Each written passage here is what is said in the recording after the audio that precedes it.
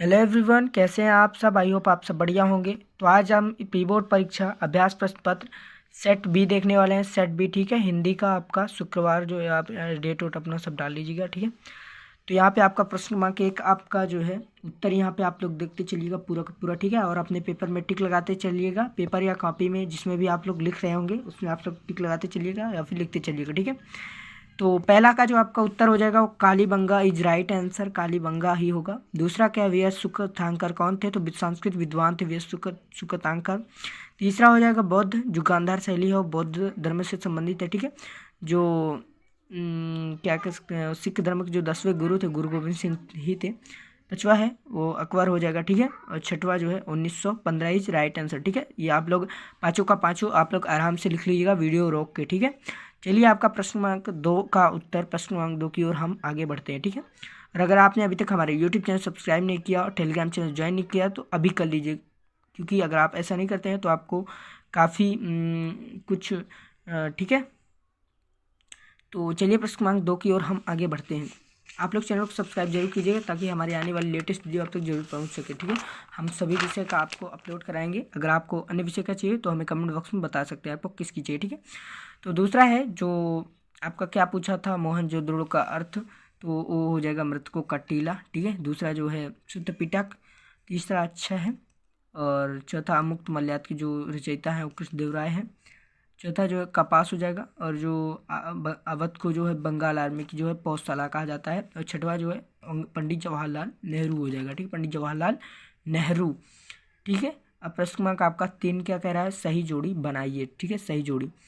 तो Alexander Cunningham क्या हो जाएगा, भारतीय पुरातत्व के जनक। दूसरा क्या है, मेगास्थनीज जो है, मेगास्थनीज का आप लोग मिला देंगे इंडिका में। तीसरा ऋषभदेव, ऋषभदेव का हो जाएगा जैन धर्म से संबंधित है ऋषभदेव। चौथा क्या, अलबरूनी, अलबरूनी हो जाएगा किताब उल हिंद। पांचवा है दीवान, दीवान जो है वित्तीय व्यवस्था है, जो लॉर्ड कॉर्नवालिस था इस्तेमारी व्यवस्था से रिलेटिव था, ठीक है।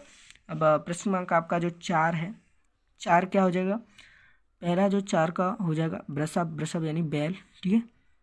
कुबड़ वाला बैल भी आप लोग लिख सकते हैं, कुबड़ वाला भी हो सकता है, या बैल तो ही होगा ही, कुबड़ वाला ही लिख लीजिएगा, ठीक है। दूसरा क्या है, महाभारत, महाभारत जो हो जाएगा। तीसरा जो है वो रुद्रदामन ने जो है जीर्णोद्धार करवाया था, ठीक है, मंदिर का। चौथा जो है ग्रामीण समुदाय, छोटा गणराज्य किसे कहा जाता है, ग्रामीण समुदाय का को, ठीक है। पांचवा जो है 1813 हो जाएगा राइट आंसर। और छठवा जो है डॉक्टर राजेंद्र प्रसाद। और छठवा जो है अनुच्छेद जो 356 है वो राज्य में राष्ट्रपति कानून लागू करने का है, ठीक है, लागू होना, ठीक है। चलिए आपका प्रश्न क्रमांक अगला देखते हैं। प्रश्न क्रमांक 5, पहला जो है वो आपका राइट आंसर हो जाएगा। दूसरा भी आपका राइट आंसर हो जाएगा। तीसरा जो है आपको वो फेल हो जाएगा। चौथा जो है राइट हो जाएगा। छठवा जो पांचवा जो है वो भी आपका जो है राइट हो जाएगा, ठीक है। और छठवा सॉरी पांचवा जो है आपको फेल हो जाएगा। छठवा जो है वो राइट हो जाएगा, ठीक है। अब प्रश्न क्रमांक आपका सॉरी ये 5वां है, हमने छठवा आपको गलती से बोल दिया, ठीक है। और यहाँ पे प्रश्न क्रमांक आपका 6वां ये है आपका, सिंधु घाटी सभ्यता के 4 नगर लिखना था।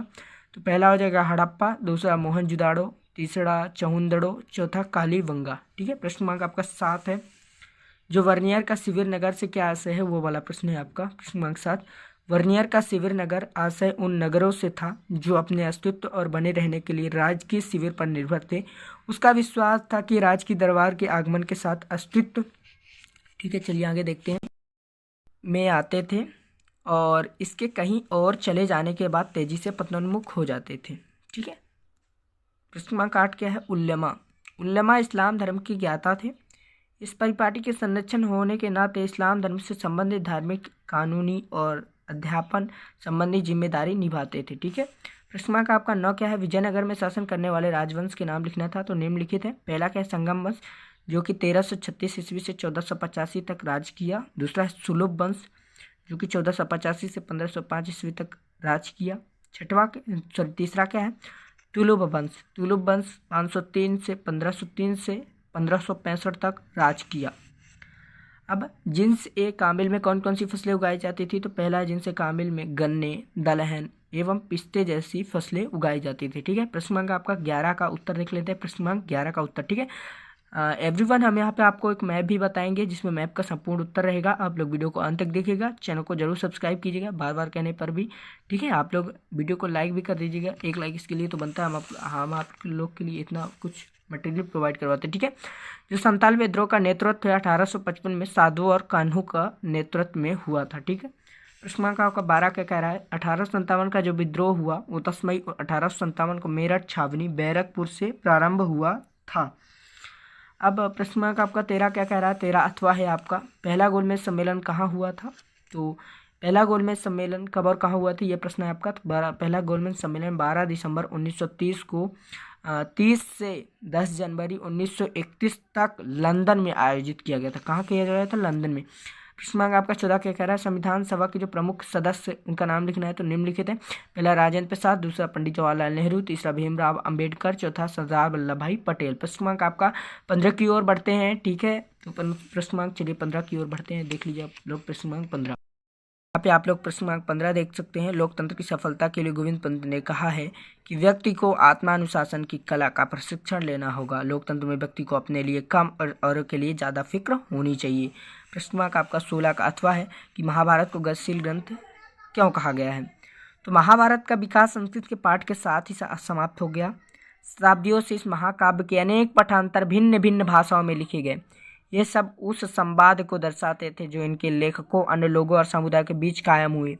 अनेक कहानियाँ जिनका उद्भव एक क्षेत्र विशेष में हुआ और जिनका खास लोगों के बीच प्रसार हुआ, वे सब इस महाकाव्य में समाहित कर ली गई। साथ ही इस महाकाव्य की मुख्य कथा अनेक पुनर्व्याख्याएं की गई। इनके प्रसंगों की मूर्ति कला और चित्रों में भी दर्शाया गया।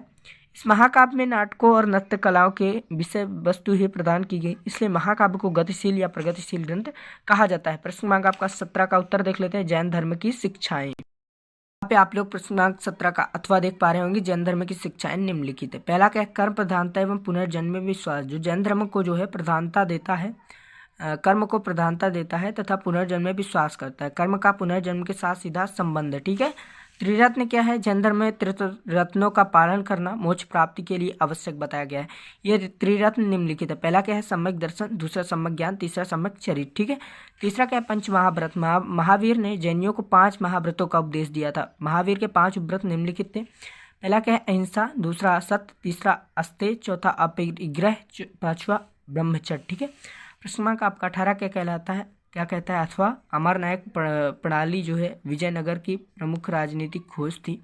यह प्रणाली दिल्ली सल्तनत की एकता प्रणाली जैसे ही थी। अमरनायक सैनिक कमांडर थे जिन्हें राय द्वारा प्रशासन के लिए राज्य क्षेत्र दिए जाते थे।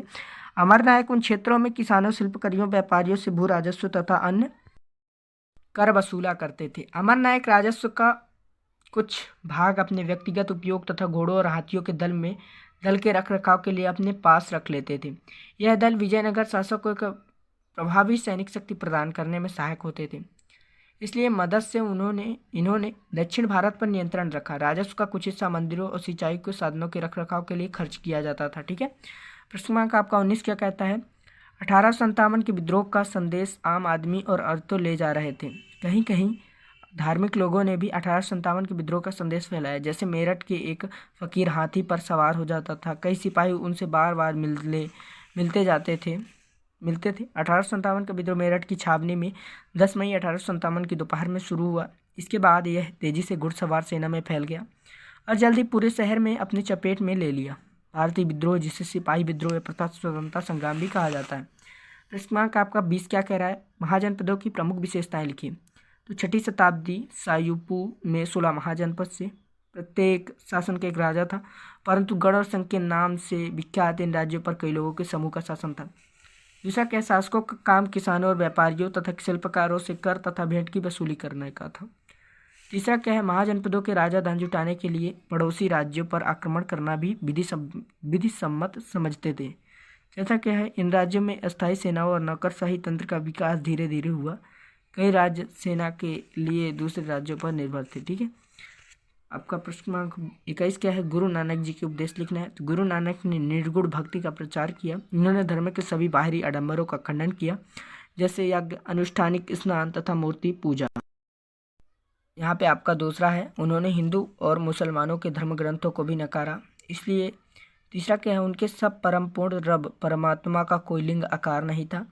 उन्होंने रब को उपासना के लिए सरल उपाय बताया और वह था निरंतर स्मरण व नाम का जप। ठीक है। प्रश्न क्रमांक आपका 22 क्या है, महात्मा गांधी जी ने स्वयं को समान दिखाने के लिए अनेक कदम उठाए।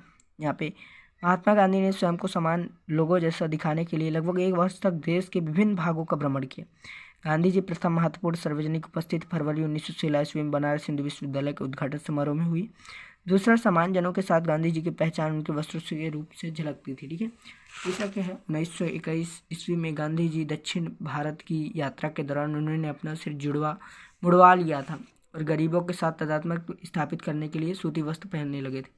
जन समाज के प्रति गांधी जी का दृष्टिकोण अत्यधिक सहानुभूतिपूर्ण था। उनकी सीधी सादी जीवन शैली एवं हाथों से काम करने के प्रति लगाव उन्हें जन समाज से बहुत निकट ले गया। प्रश्न क्रमांक 23 हम आपको अगले वीडियो में दिखाएंगे, जो कि मानचित्र है। ठीक है, तो हम मिलते हैं फिर अगले वीडियो में। तब तक के लिए जय हिंद, वंदे मातरम। अगर आपने अभी तक चैनल को सब्सक्राइब नहीं किया, जल्दी से कर लीजिए, टेलीग्राम चैनल ज्वाइन कर लीजिए। मिलते हैं फिर अगले वीडियो में।